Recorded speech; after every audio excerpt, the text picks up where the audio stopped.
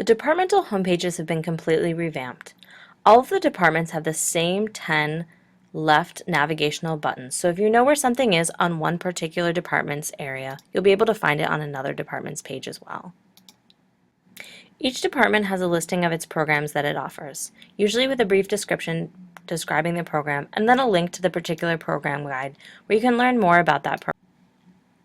The faculty section provides a list of all the faculty in the department, and the research section provides information about the research areas of people in that department. Additionally, there's a career and alumni section where you can learn about the careers of recent graduates and read alumni profiles from exercise science or other departmental alumni.